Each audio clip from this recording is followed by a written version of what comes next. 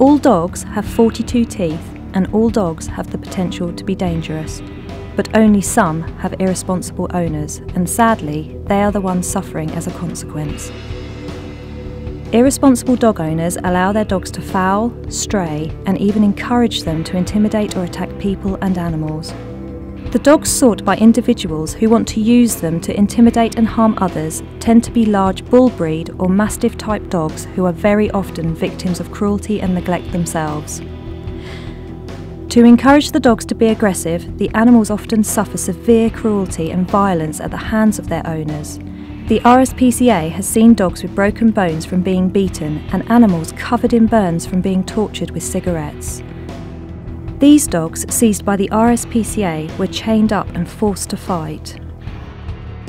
This poor German Shepherd was bottled, and this Staffordshire Bull Terrier puppy was maimed by other dogs and found abandoned and left for dead in a London park. A typical morning for us, we've got 8 dogs which are abandoned with no known owners because they're not microchipped. A couple of them being run over, several of them being tied to railings or trees and left to fend for themselves. Some of them have been beaten, one's been thrown off a balcony. This is all the kind of thing that we're having to put up with pretty much week in, week out.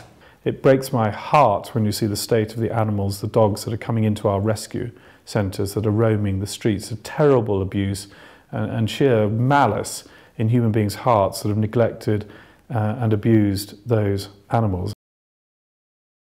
When the Dangerous Dogs Act 1991 was rushed in, it failed to address the real issues associated with irresponsible dog ownership. The RSPCA believes that current dog laws are inadequate and urgently need updating to protect public and worker safety, animal welfare, and reduce costs of enforcement. Those people who are responsible, who do care, those organisations like the RSPCA and many others who microchip animals will get that done. Those people who are looking at dogs as a profit centre or a source for pain and abuse, of course, won't get it done. Without compulsion, those kind of people who leave their dogs straying in the streets simply won't do what they need to do. I think if you were to ask the majority of responsible pet owners whether they would be in favour of some form of registration so that the irresponsible people could be taken to task, educated and prevented from doing this sort of thing, they would be in agreement, I'm sure, because it benefits dog welfare in general, and ultimately that makes our society a better place to be in.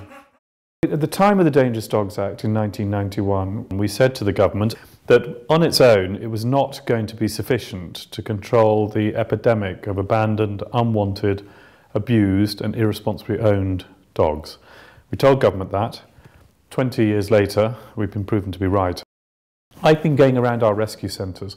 We are stuffed full of these animals. It's not the dog, it's the owner that the problem is with. It's not the breed, it's the deed of irresponsible ownership, and that's what this government have to understand. All dogs have 42 teeth. Only some have irresponsible owners. Join the campaign to change dangerous dog laws at www.rspca.org.uk/42teeth.